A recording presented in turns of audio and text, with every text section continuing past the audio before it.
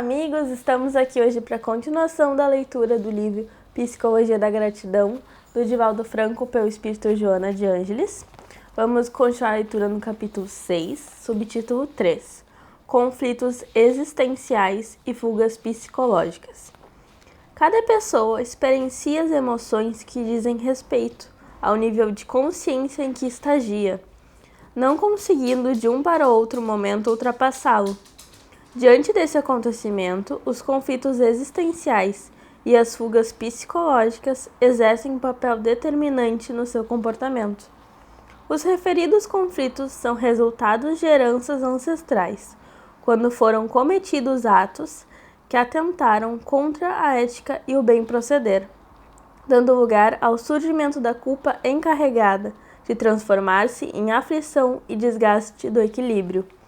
Noutras vezes, surgem como decorrência do processo de desenvolvimento ético-moral, quando ainda não havia a capacidade de discernimento responsável pela censura aos comprometimentos perturbadores, sendo aceito como naturais e, portanto, frutos da sombra, que permanecia ditando as atitudes mais compatíveis com a sua natureza arquétipica.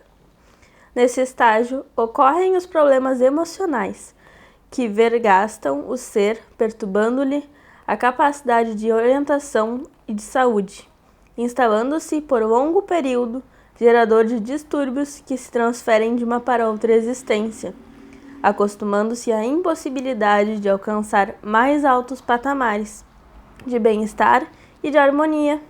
Permite-se a aceitação do self, enfermiço, dominado pelo ego, em estranha vitória no campeonato da evolução.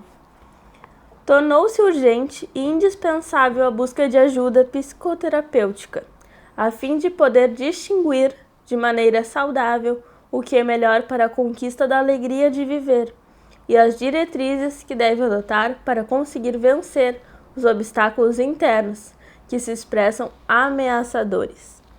As batalhas mais difíceis de ser vitoriosas são aquelas que se travam nos refolhos da psique desde o momento em que o indivíduo se propõe a alcançar as motivações para o prosseguimento da existência planetária dentro dos padrões da normalidade. Seja qual for o conflito existencial que se manifeste, a criatura aturde-se e padece a incerteza de qual é o melhor caminho para o autoencontro. Passo inicial para a autoiluminação. Não pode haver um comportamento equilibrado se nos painéis da psique as informações emocionais não se encontram estabelecidas, sob o comando e a inspiração dos anseios elevados e pacificadores. Toda vez quando surge um conflito que se expressa em forma de aflição e de insegurança emocional, torna-se necessário o enfrentamento lógico e frontal com este, de modo que possa libertar-se, mediante o uso da razão e do ajustamento psicológico que fazem necessário. São distúrbios dessa natureza que empurram para o vício, para a dependência de drogas aditivas, para a dissimulação e as fugas da realidade, com a transferência de responsabilidade para os outros. O paciente, nesse caso, assume a atitude infeliz e acredita que quanto lhe ocorre é resultado de antipatia, que os outros lhe demonstram refugiando-se nos escuros porões da comodidade, não envidando esforços para a luta, que deve ser travada, a princípio mentalmente, diluindo as desculpas e justificativas pelo estado mórbido que possui, para logo iniciar o esforço de compartilhar das atividades no grupo social, ajustando-se e modificando a óptica de observação dos fatos, apoiando-se, porém, no bastão da indiferença pela situação em que moureja, permanece em lamentável postura que pretende transformar em arma de acusação contra as demais pessoas. Nesses pacientes, não surge o sentimento da gratidão, que é sempre espontâneo, porquanto se acreditam vítimas indefesas da sociedade e, como efeito, agasalham ressentimento e amargura que mais os desajustam. Os conflitos existenciais fazem parte do processo de evolução, porque à medida que vai abandonando uma faixa de experiência, conduz-se todo o material que foi armazenado, seja ele de qual conteúdo se revista. Como a aprendizagem de novos hábitos é lenta e a superação dos atavismos perturbadores exige coragem, determinação e insistência.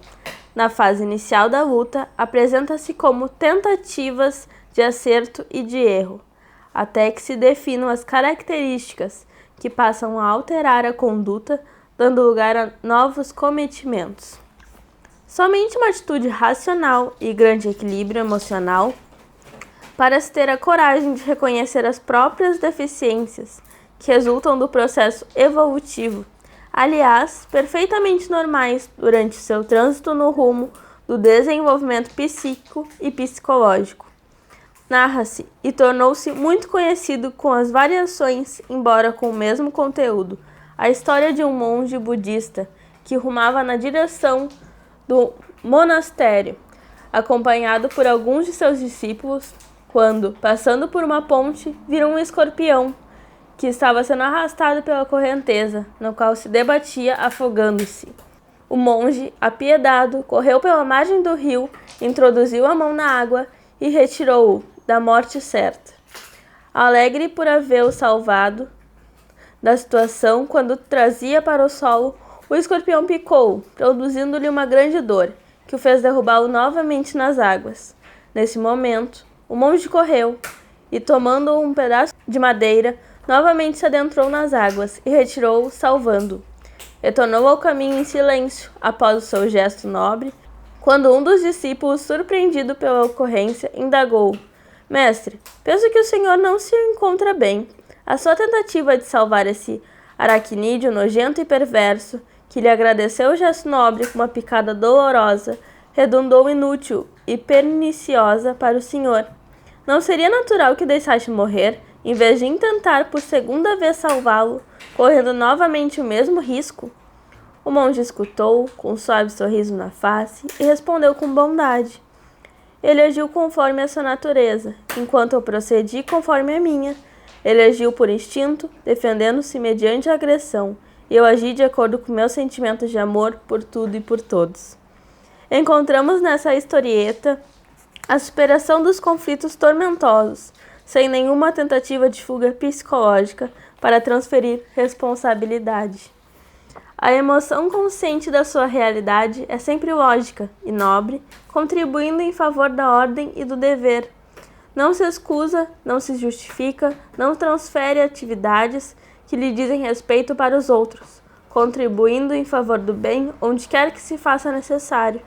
Tampouco se inquieta com a ingratidão, porque reconhece cada ser, se movimenta no nível da consciência e de discernimento que lhe é próprio.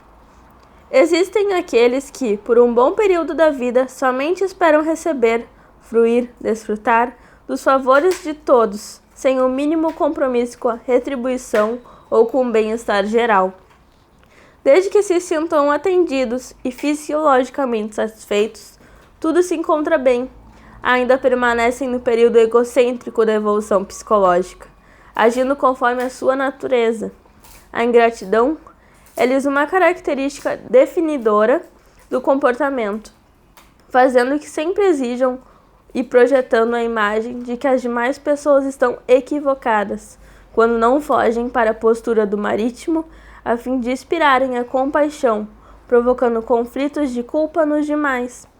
A gratidão constitui bênção de amadurecimento psicológico, que felicita o espírito, facultando-lhe ampliar os sentimentos de amor e de compaixão, porque reconhece todos os bens de que desfruta, mesmo quando alguma circunstância menos feliz se apresenta.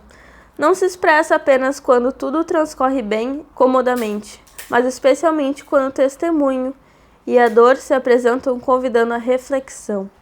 A vida é sem dúvida um hino de gratidão a Deus em todas as suas expressões. Esse foi o final do nosso terceiro subtítulo do 6º capítulo. Espero que tenham gostado. Se inscrevam no canal, deixem seu like e muito obrigada.